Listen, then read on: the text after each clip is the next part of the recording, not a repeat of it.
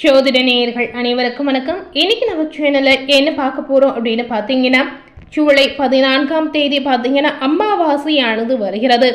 இந்த அமாவாசை அப்படின்னு சொல்லும்போது முன்னோர் வழிபாட்டிற்கு ஒரு முக்கியமான நாளாகவே நம்ம தெரிவிக்கலாங்க. அதாவது முன்னோர்களுக்கு உகந்த நாளாகவும் முன்னோர்களுக்கு தர்ப்பணம் செய்யக்கூடிய ஒரு முக்கியமான நாளாக இந்த நாள் இதுவரை பார்த்தீங்கன்னா பார்க்கப்பட்டு வந்தது. அதாவது மாதந்தோறும் வரக்கூடிய ஒரு அமாவாசை ரொம்பவே ஒரு முக்கியமான நாள் அப்படின்னு சொல்லுவாங்க. அதுவும் குறிப்பிட்ட சில மாதங்களில் வரக்கூடிய அமாவாசை இன்னமும் ரொம்பவே சக்தி வாய்ந்த ஒரு அமாவாசை, ரொம்பவே ஸ்பெஷலாக பார்க்கக்கூடிய ஒரு அமாவாசை அப்படின்னு சொல்லியிருக்காங்க. அதுவும் இந்த ஆணி அமாவாசை பார்த்தீங்கன்னா ஜூலை 14ஆம் தேதி செவ்வாய்க்கிழமை ஆணி 30ஆம் நாள் அன்று வருகிறது. பொதுவாகவே செவ்வாய்க்கிழமை பார்த்தீங்கன்னா தெய்வ வழிபாட்டிற்கு ஏற்ற நாள் அப்படின்னு சொல்லுவாங்க. ஏன்னா இந்த செவ்வாய்க்கிழமையில தான் நிறைய பேர் அவங்களுடைய வீட்டில் தெய்வ வழிபாடு செய்வாங்க. வெள்ளிக்கிழமை எப்படி நம்ம வழிபாடு செய்வோமோ அதே போல செவ்வாய்க்கிழமையும் நம்ம தெய்வ வழிபாடு செய்வோங்க. இந்த நாளில் அமாவாசைக்கு முன்னோர்களுக்கு செய்யக்கூடிய ஒரு முக்கியமான விஷயம் என்ன அப்படின்னு பார்த்தீங்கன்னா, முன்னோர்களுக்கு தர்ப்பணம் செய்வது, முன்னோர்களுக்கு வழிபாடு செய்வது ரொம்ப ரொம்ப முக்கியம். இந்த அமாவாசை பார்த்தீங்கன்னா பரிகாரங்கள் செய்வதற்கு ஏற்ற ஒரு நாளாகவும் பார்க்கப்பட்டு வருகிறது. இந்த அமாவாசை நாளில் நீங்க எதையெல்லாம் செய்யலாம், எதையெல்லாம் செய்யக்கூடாது என்பதை தெரிந்துக்கோங்க. இந்த ஒரு விஷயம் பார்த்தீங்கன்னா நிறைய பேருக்கு இப்ப இருக்கக்கூடிய இந்த காலகட்டத்தில் தெரிந்திருக்கக்கூடிய வாய்ப்பு கிடையாதுங்க. ஸோ தெரியாதவர்கள் இருந்தீங்கன்னா கண்டிப்பா தெரிந்து கொண்டு அதற்கு ஏற்றவாறு நடந்து கொள்ளுங்க. அது மட்டும் இல்லைங்க, இந்த அமாவாசையுடைய தாக்கத்தால் ஒவ்வொரு ராசினியர்களுக்கும் ஒவ்வொரு விதமான பலன் காத்திருக்கு.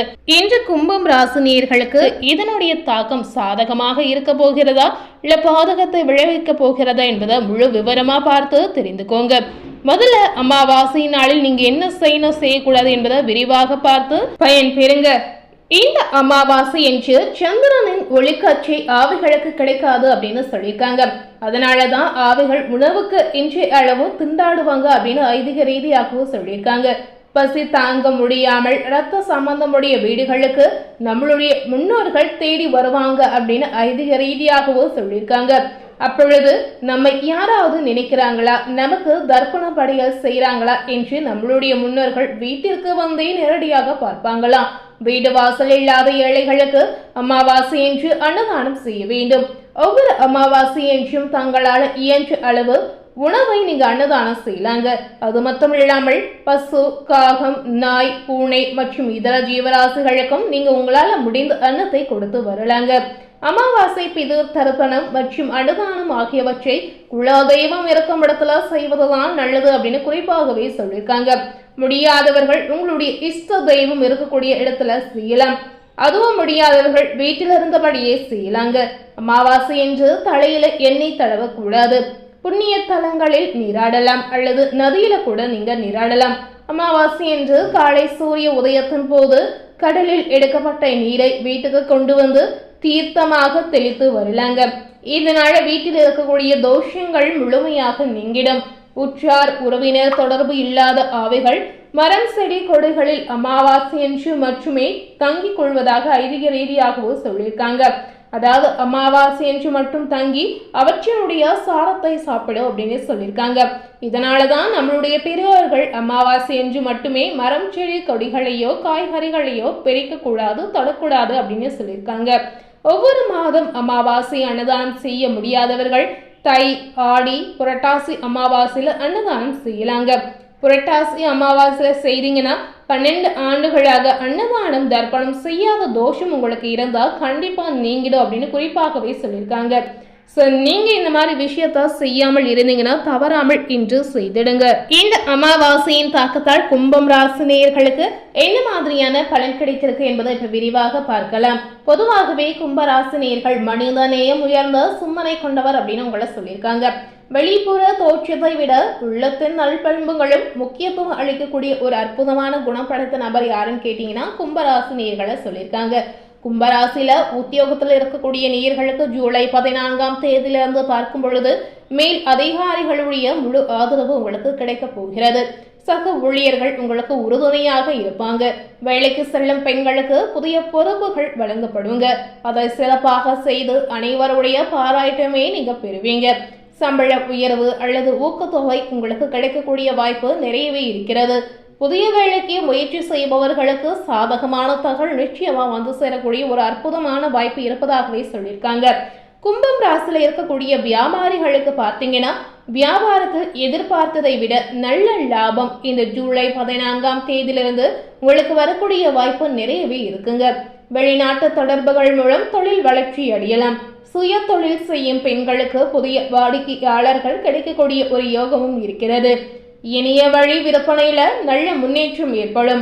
தொழிலை விரிவுபடுத்தும் திட்டங்கள் வெற்றி பெறக்கூடிய ஒரு யோகத்தை உங்களுக்கு கொடுத்திருக்கும். பணவரவு தொடர்ந்து உங்களுக்கு பார்த்தீங்கன்னா அதிகரித்து கொண்டே இருக்கும் அப்படின்னு சொல்லியிருக்காங்க. குடும்ப தலைவிகளுக்கு பார்த்தீங்கன்னா குடும்பத்தில் மகிழ்ச்சியான சூழ்நிலை நிலவக்கூடிய வாய்ப்பு இருக்கிறது. கணவரின் அன்பும் ஆதரவும் இன்னமும் உங்களுக்கு அதிகரிக்கும். பிள்ளைகளின் சாதனைகள் பெருமையை உங்களுக்கு பெற்றுத்தரும். உறவினர்களுடைய வருகையால் இல்லம் கலகலப்பாக இருக்கலாம். நீண்ட நாட்களாக வாங்க நினைத்திருந்த பொருட்களை வாங்கி மகிழ்வீங்க. சேமிப்பு உயர தொடங்கலாம்.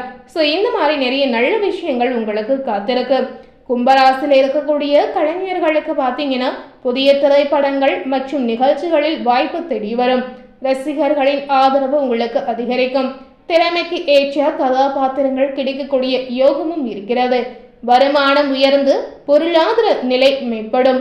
புகழும் செல்வாக்கு இன்னமும் பார்த்தீங்கன்னா உங்களுக்கு இரட்டிப்பாக அதிகரிக்கும் அப்படின்னு சொல்லியிருக்காங்க. கும்பம் ராசியில் இருக்கக்கூடிய மாணவர்களுக்கு இந்த அமாவாசையினுடைய தாக்கத்தால் பார்க்கும் பொழுது கல்வியில முழு ஈடுபாட்டுடன் நீங்க செயல்படக்கூடிய ஒரு யோகம் இருக்கிறது. போட்டித் தேர்வுகளில் வெற்றி பெறக்கூடிய வாய்ப்பு உங்களுக்கு நிறையவே இருக்குங்க. ஆசிரியர்களின் ஆலோசனை உங்களுக்கு பயன் அளிக்கக்கூடிய ஒரு வகையில கண்டிப்பா இருக்கும். உயர்கல்விக்கான முயற்சி ஏதாவது செய்தீங்கன்னா கண்டிப்பா இந்த காலகட்டம் இந்த நேரமானது உங்களுக்கு சாதகமான ஒரு மாற்றத்தை ஏற்படுத்தி கொடுக்கும் அப்படின்னு சொல்லியிருக்காங்க. ஆரோக்கியம் ரீதியா பார்க்கும் பொழுது மாணவர்களுக்கு பெரிய அளவுல எந்தவித பாதிப்பும் கிடையாதுங்க. ரொம்ப பாசிட்டிவான ஒரு நற்பலன் தான் இந்த நேரம் உங்களுக்கு அள்ளி கொடுக்க போகிறது. இந்த நேரம் நீங்க எந்த மாதிரி தெய்வ வழிபாடுகளை செய்யணும் அப்படின்னு கேட்டீங்கன்னா சனிக்கிழமை அன்று சனீஸ்வர பகவானுக்கு எள்ளெண்ணெய் தீபமேற்றி வழிபடுவது தொழில், செல்வம் மற்றும் குடும்ப நிம்மதியை அதிகரிக்கும் அப்படின்னு சொல்லியிருக்காங்க. உங்களால் முடிந்தால் இந்த ஒரு விஷயத்தை தவறாமல் செய்து வந்தீங்கன்னா உங்க வாழ்க்கையில நடக்கக்கூடிய நெகட்டிவான விஷயங்கள் குறைந்து பாசிட்டிவான விஷயங்கள் நடக்க ஆரம்பிக்கும் அப்படின்னு குறிப்பாகவே சொல்லியிருக்காங்க.